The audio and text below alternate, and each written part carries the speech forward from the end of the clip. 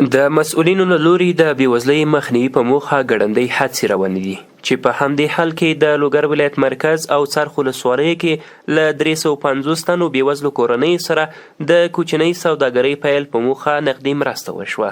ورته وخت کې د یاد ولایت سرې میاشتې ریاست مسؤلین وایي د مرستې د نړیوال فدراسیون په مالي مرسته د افغاني سرې میاشتې ټولنې په همغږۍ سره شوې ده چې څه باندې 15 میلیونه افغانۍ پرې وویشل شوې او هرې کورنۍ ته 100,000 افغانۍ ورکړل شوې. سلاول قسط شروع کېږي 100,000 روپۍ هغوی ته توزیع کوو.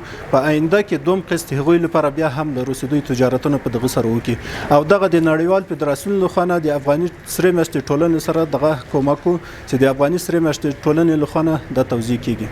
له بل پلوه د مرستو ترلاسه کوونکي د سرې میاشتې مسؤلینو څخه مننه کوي او وایي چې د دغه سوداګرۍ پیل سره به اقتصادی ستونزې حل شي. یک ماه پیش ما 39 مار پیسه داد وزیر امور خریدیم وزیر دانه خریدیم و بزبمی نفقه وایل خدا پیدا میکنیم کاروبار خدا شروع کردیم بکار بدیم. ما پس بینمی نفقه وایل خدا 10 سال وایل استم خدا راستی دیا تو بچه کلانم ندارم این مزی مر خدا مرا بنستن تخم کنه پس اینمی سرمایه مو اضافه شوه.